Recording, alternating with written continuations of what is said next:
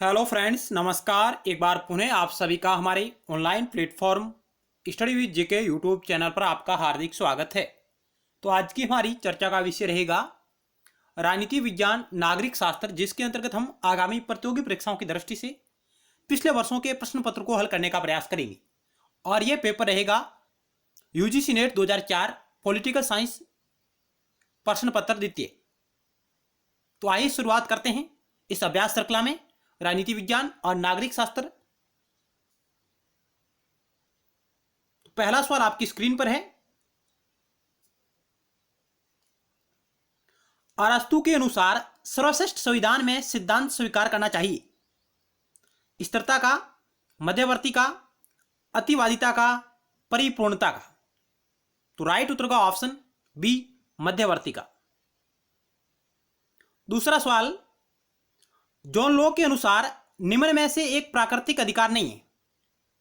संपत्ति का, स्वतंत्रता का, जीवन का, श्रम का? मित्रों, जॉन लॉक ने 3 प्रकार के प्राकृतिक अधिकारों के बारे में बताया है, जिसमें श्रम का अधिकार शामिल नहीं है।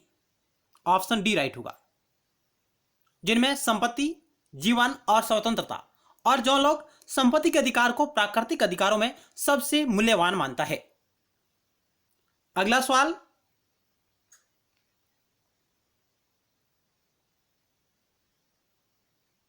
3 नंबर, यह किसने लिखा था कि राज्य एक पूर्णतया तर्क शक्ति है? T H. Green, Jean Jacques Rousseau, Hegel, Karl Marx? राज्य एक पूर्णतया तर्क शक्ति है, तो यह बात कही थी हीगल ने। ऑप्शन सी राइट होगा। अगला सवाल, गांधी जी की सत्याग्रह की अवधारणा एक है? क्या? राजनीतिक खुजार, सामाजिक खुजार, वैधानिक खुजार, नैतिक खुजार? गांधी जी की सत्याग्रह की एक अवधारणा है। ऑप्शन डी राइट होगा, नैतिक खुजार। अगला सवाल, डॉक्टर बी आर अम्बेडकर को सांत्वना किस अवबोध से उपलब्ध हुई थी? डॉक्टर बी आर अम्बेडकर को सांत्वना किस अवबोधन से उपलब्ध हुई थी? मनु से, वेदों से, बुद्ध से, उपनिषदों से? तो राइट उत्तर का ऑप्शन सी, बुद्ध से। अगला सवाल 6 नंबर है, निम्न में से आधुनिक राज्य में एक प्रकार की स्वतंत्रता स्वीकार्य नहीं है? प्राकृतिक स्वतंत्रता, नागरिक स्वतंत्रता, राजनीतिक स्वतंत्रता, आर्थिक स्वतंत्रता? इनमें से वह कौन सी स्वतंत्रता है जो आधुनिक राज्य में स्वीकार्य नहीं मानी जा सकती? तो राइट उत्तर का ऑप्शन ए, प्राकृतिक स्वतंत्रता। ऑप्शन ए राइट होगा। अगला सवाल 7 नंबर आपकी स्क्रीन पर है। यहां आपको लिस्ट 1 को लिस्ट 2 से सुमेलित करना है। इधर आपको विचारक दे रखे हैं और दूसरी तरफ इनकी रचनाएं हैं। John Stuart Mill, Jeremy Bentham, John Locke और जे रूसो। तो आइए एक एक करके सुमेलित करते हैं। द सोशल कॉन्ट्रैक्ट किसकी पुस्तक है? द सोशल कॉन्ट्रैक्ट किसकी पुस्तक है? तो ये रहेगी आपकी जीन जैक्स रूसो की। डी आपका 1 से सुमेलित होगा। Two treatise on civil government, two treatise on civil government, यह पुस्तक किसकी है? तो यह पुस्तक है जॉन लॉक की। सी आपका 2 से। और an introduction to the principle of morals and legislation, an introduction to the principles of morals and legislation, यह प्रसिद्ध रचना उपयोगितावादी विचारक जेरेमी बेंथम की है। और अंतिम पुस्तक रही रिप्रेजेंटेटिव गवर्नमेंट, यह पुस्तक रहेगी आपकी जॉन स्टुअर्ट मिल। तो इस प्रकार हम चेक करते हैं कि ए आपका 4 से सुमेलित होगा और डी आपका 1 से सुमेलित होगा। तो ऑप्शन सी राइट होगा। ए 4 से, बी 3 से, सी 2 से और डी 1 से। चलते हैं नेक्स्ट सवाल की ओर।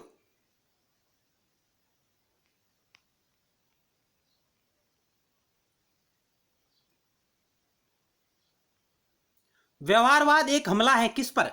क्रमबद्ध सिद्धांत पर, सत्यापित ज्ञान पर, मानकीय सिद्धांत पर, प्रत्यक्षवाद पर? तो इस 8 नंबर सवाल का राइट उत्तर का ऑप्शन सी, मानकीय सिद्धांत पर व्यवहारवाद एक हमला है। अगला सवाल है 9 नंबर, जहां आपको लिस्ट 1 को लिस्ट 2 से सुमेलित करना है। उत्तर व्यवहारवाद के साथ कौन से विचारक जुड़े हुए हैं? उत्तर व्यवहारवाद के साथ जुड़े हैं डेविड स्टन, ये आपका 4 से सुमेलित होगा। उपयोगितावादी विचारक हैं जेरेमी बेंथम, बी आपका 3 से। विरोधाभास का विचार ये दिया है माओ तुसे-तुंग, इनका दूसरा नाम है माओ जेडांग। सेकंड फूल खिलने की क्रांतियां माओ तुसे-तुंग से संबंधित है। चीनी विचारक है माओ तुसे-तुंग और द्वंद्वात्मक आदर्शवाद के प्रणेता हैं हीगल। इस प्रकार आपका ऑप्शन चेक करते हैं, ए में 4 राइट होगा और डी में 1, ऑप्शन बी राइट होगा। ए में 4, बी में 3, सी में 2 और डी में 1।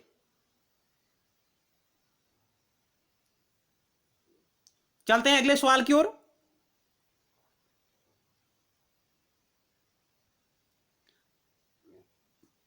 इनमें से कौन सा स्टन की राजनीतिक व्यवस्था की परिभाषा का अंग नहीं है?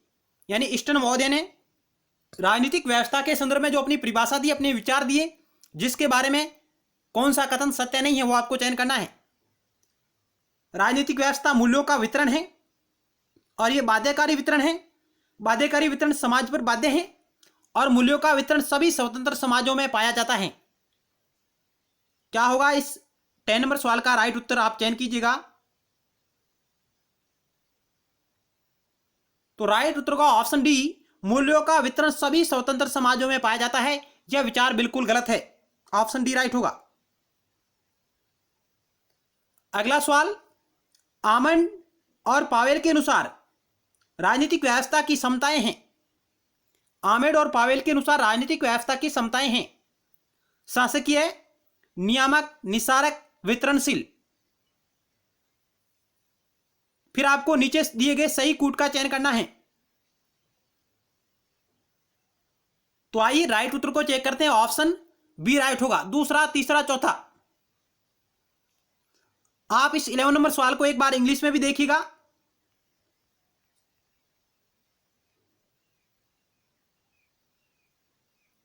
आमेड और पावेल के अनुसार राजनीतिक व्यवस्था की समताएं हैं, कौन कौन सी है? Administrative, regulative, distributive, extractive. Option B right होगा, दूसरा, तीसरा और चौथा। क्योंकि कभी कभार इंग्लिश का हिंदी ट्रांसलेशन है जो अलग हो जाता है।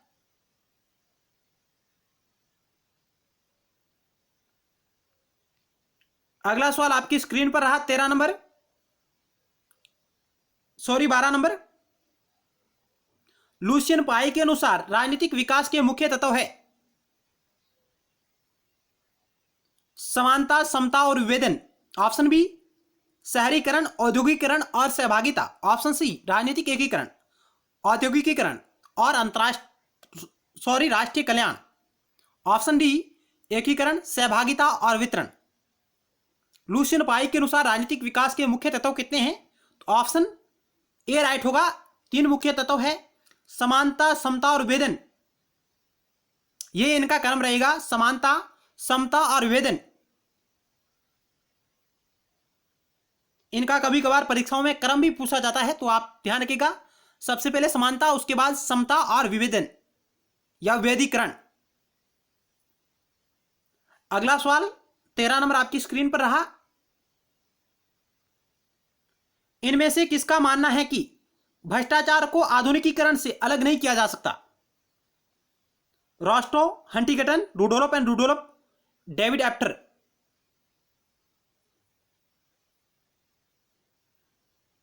राइट उत्तर का ऑप्शन डी एप्टर महोदय का यह कथन है कि भ्रष्टाचार को आधुनिकीकरण से अलग नहीं किया जा सकता है। नेक्स्ट सवाल 14 नंबर, यहां आपको लिस्ट 1 को लिस्ट 2 से सम्मिलित करना है। एक तरफ कुछ सिद्धांत दिए गए हैं, जनमानस का सिद्धांत, अलपतंत्र का लोह-नियम, अभिजन का परिचलन, शक्ति अभिजन। और इधर कुछ विचारक दिए गए जिनको आपको सम्मिलित करना है। और ये विचारक है जो अभिजन सिद्धांत से संबंध रखते हैं, सभी लोकतांत्रिक अभिजनवादी है। तो आइए एक एक करके सम्मिलित करते हैं। जनमानस का सिद्धांत किस विचारक से संबंधित है? तो ए आपका 3 से सम्मिलित होगा, अर्टेगा गोस्टो ने दिया था। अलप तंत्र का लोह नियम, अलप तंत्र का लोह नियम यह माइकल से संबंधित है। अभिजन का परिचालन सिद्धांत है, यह दिया था पेरेटो ने C1 से। और शक्ति अभिजन की बात की है सी राइट मिल्स ने। तो D4 से, C1 से, अलप तंत्र का लोह नियम यानी बी आपका 2 से, और जनमानस का सिद्धांत अर्टेगा गोस्टो। इस प्रकार ऑप्शन आपका ए राइट होगा।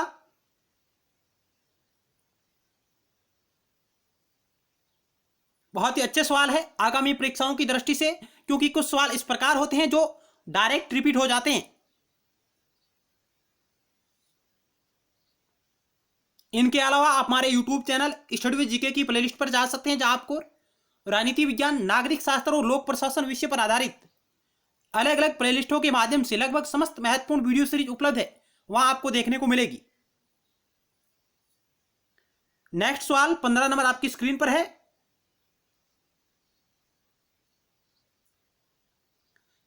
इनमें से संवैधानिक सरकार का आधार होता है संविधानीय सरकार, जनप्रतिनिधियों द्वारा चलाई गई सरकार, नौकरशाही के सहयोग से जनप्रतिनिधियों द्वारा चलाई गई सरकार, सीमित सरकार। संवैधानिक सरकार का आधार होता है, तो राइट उत्तर होगा ऑप्शन डी, सीमित सरकार। अगला सवाल, इनमें से किसने 20वीं सदी के प्रथम दशक में दबाव समूहों का व्यवस्थित अध्ययन किया है? यानी 20वीं सदी के प्रथम दशक में दबाव समूहों का व्यवस्थित अध्ययन करने वाला विद्वान कौन है? David Truman, Arthur Bentley, Maurice Duverger, La Palombara. तो राइट उत्तर का ऑप्शन बी, आर्थर बेंटले, जिन्होंने 20वीं सदी के प्रथम दशक में दबाव समूहों का व्यवस्थित अध्ययन किया है। अगला सवाल 17 नंबर आपकी स्क्रीन पर है।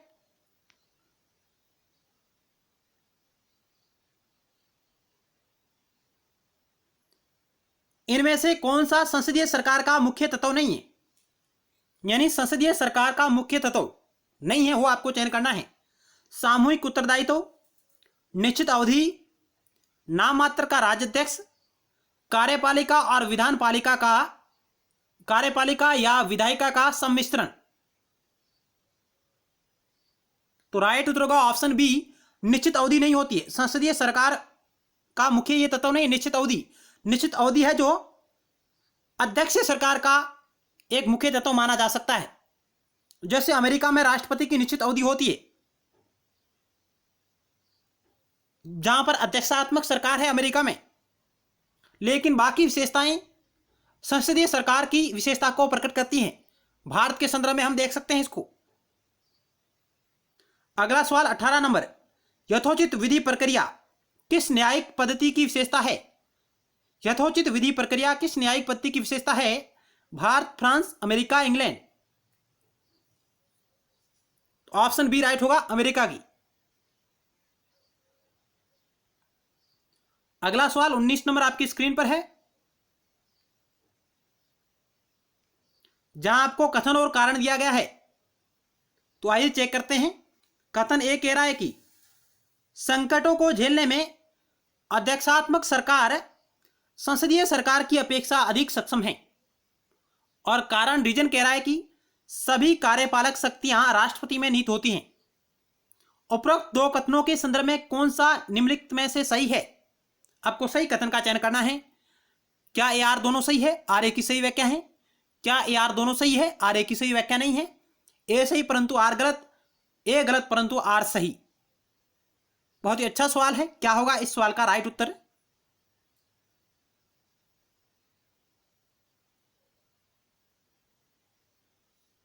तो राइट उत्तर का ऑप्शन ए आर दोनों सही है और आर ए की सही व्याख्या है।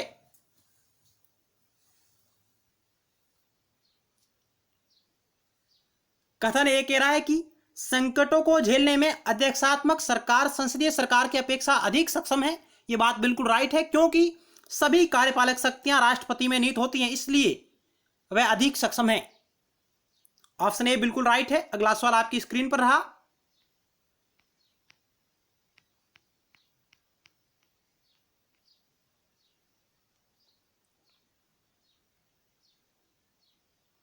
निम्नलिखित में से किस संविधान संशोधन में धर्मनिरपेक्ष शब्द को भारतीय संविधान की प्रस्तावना में जोड़ा? तो राइट उत्तर होगा ऑप्शन सी, 42वें संविधान संशोधन 1976 के माध्यम से भारतीय संविधान की प्रस्तावना में केवल एक बार संशोधन हुआ, जिसके तहत 3 नए शब्द जोड़े गए थे: समाजवादी, धर्मनिरपेक्ष और अखंडता। ऑप्शन सी राइट होगा।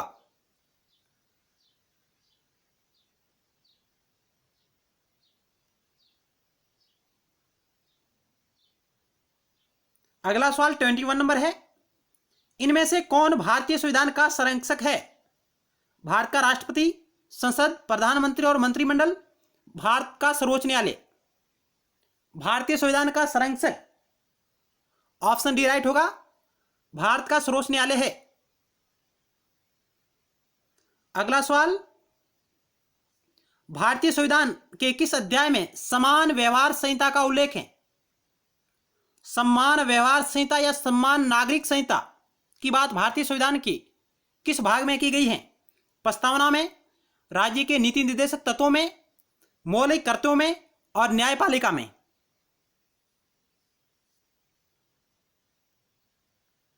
तो ऑप्शन बी राइट होगा, राज्य के नीति निर्देशक तत्वों में समान व्यवहार संहिता या समान नागरिक संहिता की बात कही गई है, और वो आर्टिकल है आपका 44, जहां समान नागरिकता की बात कही गई है, नागरिक संहिता की बात कही गई है। और भारत में गोवा एकमात्र राज्य है जहां पर इसके कुछ विचार वहां पर लागू है। तो ऑप्शन बी राइट होगा।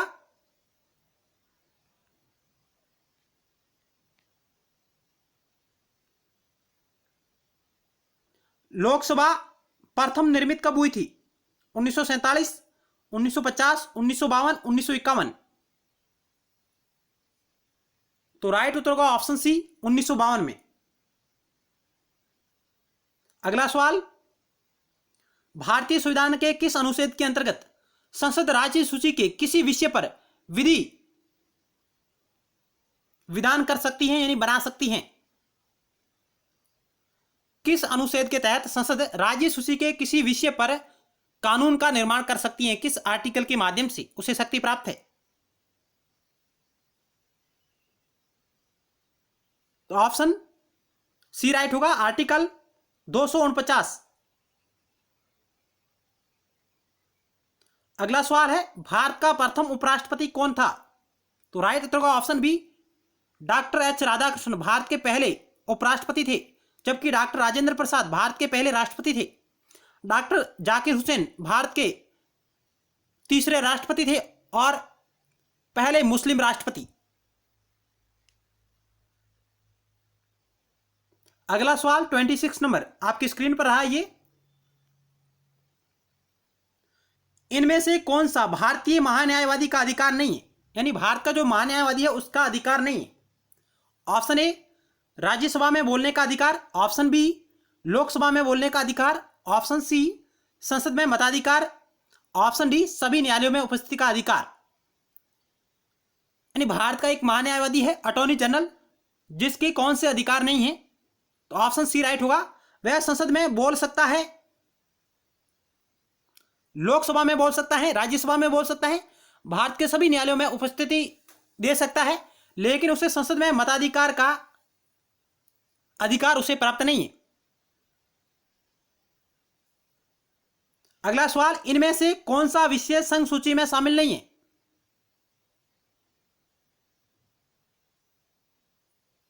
रक्षा, बैंकिंग, बीमा, जन व्यवस्था। ऑप्शन डी राइट होगा, जन व्यवस्था है जो संघ सूची में शामिल नहीं है। अगला सवाल, सर्वप्रथम वित्तीय आयोग का गठन कब हुआ? 1951, 1962, 1947, 1952। तो राइट उत्तर का ऑप्शन ए, 1951 में। भारत का पहला वित्त आयोग गठित किया गया था? आपके लिए सवाल रहेगा, किसकी अध्यक्षता में गठित हुआ था? पहला वित्त आयोग किसकी अध्यक्षता में गठित किया गया था 1951 में? इसका उत्तर आप कमेंट बॉक्स के माध्यम से दीजिएगा। अगला सवाल,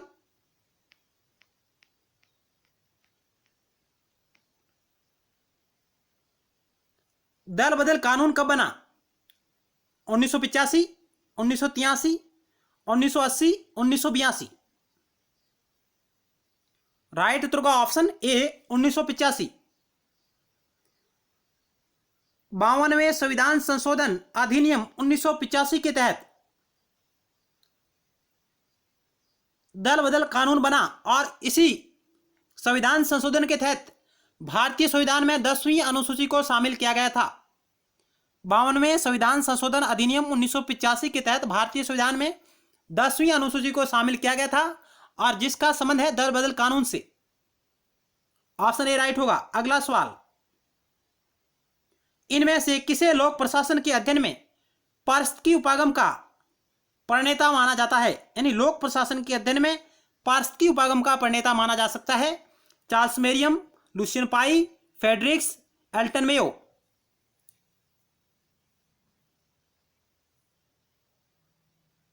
तो राइट उत्तर का ऑप्शन बी, फ्रेडरिक्स को पारिस्थितिकी उपागम का प्रणेता माना जा सकता है। और साला मॉडल का संबंध भी फ्रेडरिक्स से है। एल्टन मेयो का संबंध मानव संबंध सिद्धांत से है, मानव संबंध सिद्धांत, जबकि एफ.डब्ल्यू. टेलर का संबंध वैज्ञानिक प्रबंधन विचारधारा से है।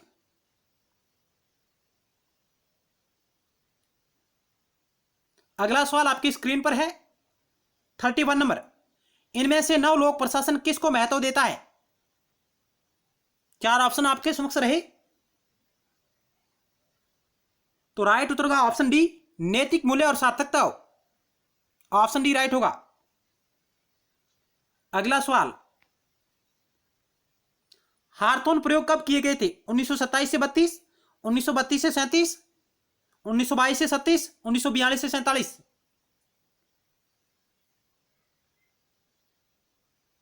ऑप्शन ए राइट होगा।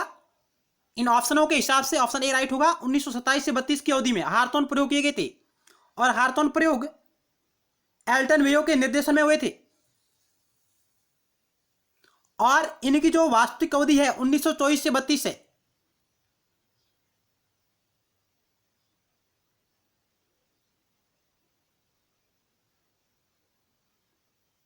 अगला सवाल आपकी स्क्रीन पर रहा, अनौपचारिक संगठन साधारणतः होता है कठोर, लचीला, पदसोपानीय, लिखित?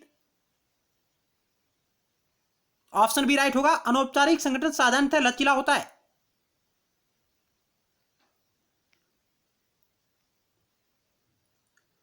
इनमें से किस स्कूल ने लोक प्रशासन के क्षेत्र में 7 मुहावरों को प्रतिपादित किया?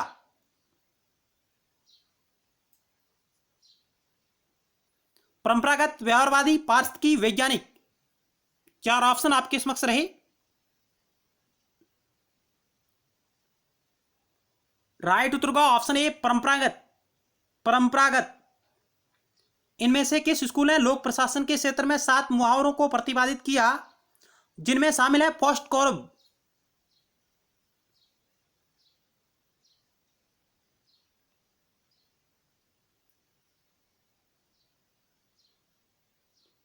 लूथर गुलिक और लेनेल उर्विक, जिनका महत्वपूर्ण योगदान रहा है इस सिद्धांत में। और इसमें कुल 7 अक्षर है। Planning, organising, staffing, directing, coordination, reporting, budgeting. इन दोनों को एक साथ पढ़ा जाएगा। इस प्रकार ये 7 मुहावरे, इसके बारे में हम अलग से विस्तार से चर्चा करेंगे। नेक्स्ट सवाल आपकी स्क्रीन पर है,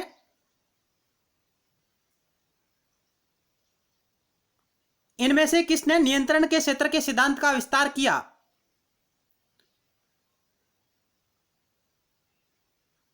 चार ऑप्शन आपके समक्ष रहे।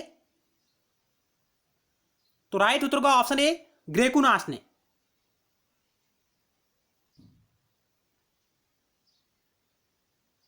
अगला सवाल 36 नंबर, प्रशासन में किसी भी नए कार्यक्रम को कार्यान्वित करने हेतु सर्वप्रथम आवश्यकता होती है।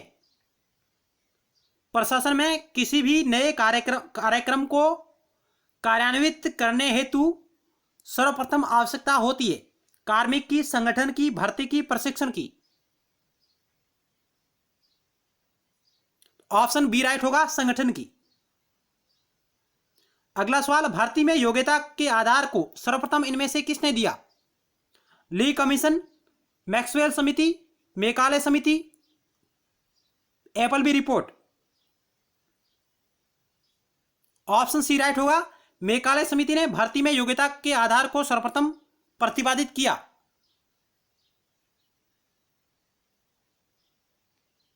अगला सवाल 38 नंबर। यहां आपको लिस्ट 1 को लिस्ट 2 से सम्मिलित करना है।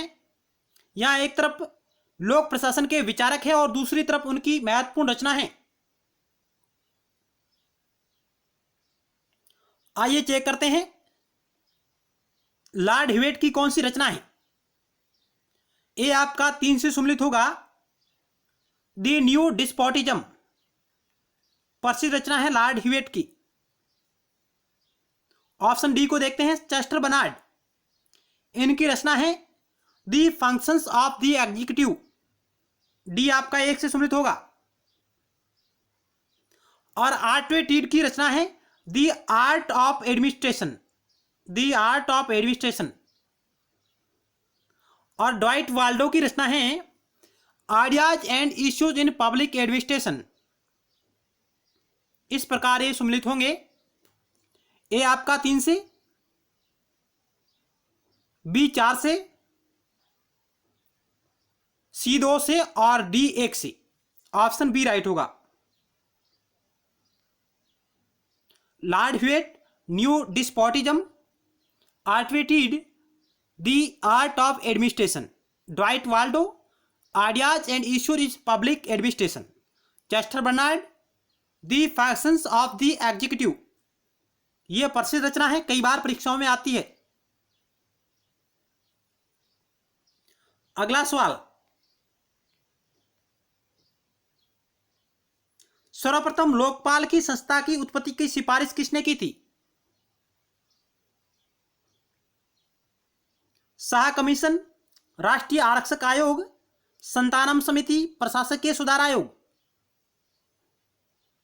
तो राइट उत्तर का ऑप्शन डी, प्रथम प्रशासनिक सुधार आयोग, जिसने लोकपाल संस्था की उत्पत्ति की सिफारिश की थी। और भारत के पहले लोकपाल कौन है? पिनाकी चंद्र घोष, पीसी घोष भारत के पहले लोकपाल है जिनकी नियुक्ति 2019 में हुई है।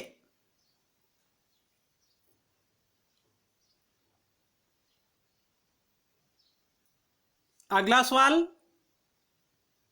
यह आपको कथन और कारण दिए गए हैं। कथन ए कह रहा है कि सामूहिक सुरक्षा एक मृत तृष्णा है, भ्रम है। और कारण रीजन दिया गया है, राष्ट्र आत्महित से प्रेरित होते हैं। उपरोक्त 2 कथनों के संदर्भ में कौन सा निम्नलिखित में से सही है? 4 ऑप्शन आपके समक्ष रहे। तो राइट उत्तर का ऑप्शन बी, ए आर दोनों सही है, परंतु आर ए की सही व्याख्या नहीं करता कि सामूहिक सुरक्षा एक मृत तृष्णा एक भ्रम है, ये बात बिल्कुल सही है। और राष्ट्र आत्महित से प्रेरित होते हैं, ये बात भी सही है, लेकिन आर है जो ए की सही व्याख्या नहीं कर रहा है। अगला सवाल 41 नंबर, संधियां मुख्य तत्व होती है शक्ति संतुलन की, सामूहिक सुरक्षा की, संयुक्त राष्ट्र के शांति प्रयास में, बहुपक्षीय समझौतों में। यहां सबसे मजबूत आंसर होगा ऑप्शन ए, शक्ति संतुलन की। संधियां मुख्य तत्व होती है शक्ति संतुलन की। अराजक राज्य के लेखक है Martin Wight, Hedley Bull, Joseph Nye, James Rosenau. Option B right होगा। हेडलेबुल है जो अराजक राज्य है, एनार्किकल स्टेट और एनार्किकल सोसाइटी के लेखक है। ऑप्शन बी राइट होगा। अगला सवाल 43 नंबर, विश्व व्यापार संस्थान WTO व्यवस्थित करने का एक प्रयास है। व्यापार और प्रशुल्क, मुद्रा प्रणाली, विश्व स्तरीय आर्थिक विचार विमर्श, भुगतान सेंस।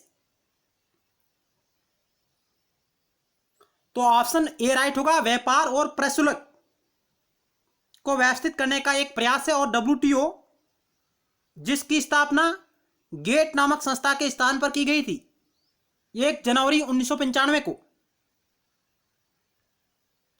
अगला सवाल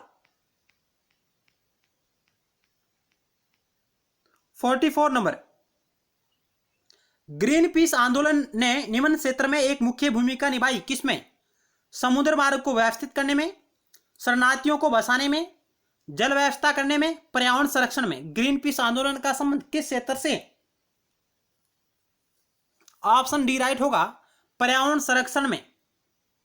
45 नंबर सवाल है, निम्नलिखित कथनों में से कौन सा सही नहीं है? ऑप्शन ए अंतर्राष्ट्रीय कानून राज्यों पर बाध्य हैं। ऑप्शन बी कुछ राष्ट्रों पर बाध्य हैं। युद्धरत राष्ट्रों पर बाध्य हैं। बाध्य नहीं होता। तो इस सवाल का राइट उत्तर होगा ऑप्शन डी, बाध्य नहीं होता। यह कथन है जो बिल्कुल गलत है। अंतर्राष्ट्रीय कानून राज्यों पर बाध्य हैं, सभी राज्यों पर नहीं है। कुछ राष्ट्रों पर बाध्य हैं और युद्ध राष्ट्रों पर बाध्य हैं, लेकिन बाध्य नहीं होता। यह अपने आप में बिल्कुल गलत है। ऑप्शन डी राइट होगा। अगला सवाल 46 नंबर है। नीचे दिए हुए राष्ट्रों में से किसने भारत के साथ युद्ध नहीं करने की संधि का प्रस्ताव किया? भारत के साथ युद्ध नहीं करने की संधि का प्रस्ताव किया। रूस, चाइना, पाकिस्तान, अमेरिका। इस सवाल का राइट उत्तर होगा ऑप्शन सी, पाकिस्तान है। अगला सवाल, यथार्थवादी अंतरराष्ट्रीय व्यवस्था को मानते हैं अकार्यशील, सहयोगात्मक, अराजक, आदर्श। ऑप्शन सी राइट होगा, यथार्थवादी अंतरराष्ट्रीय व्यवस्था को अराजक मानते हैं।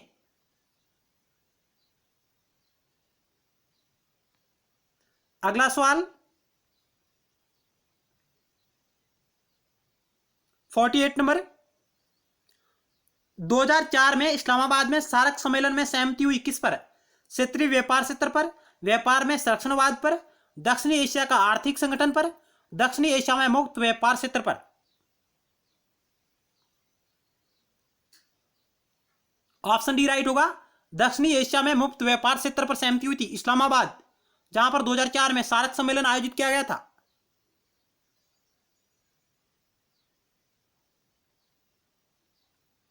यानी साप्टा अस्तित्व में आया।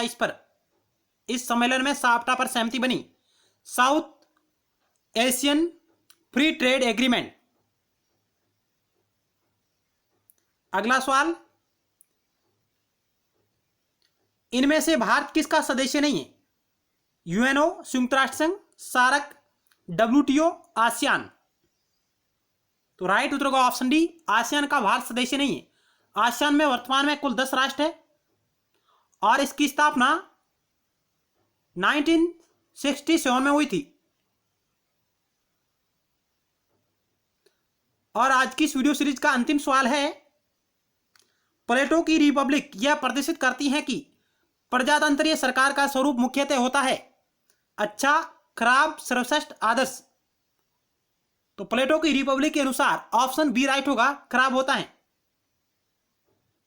तो आज हमने इस वीडियो लेक्चर के माध्यम से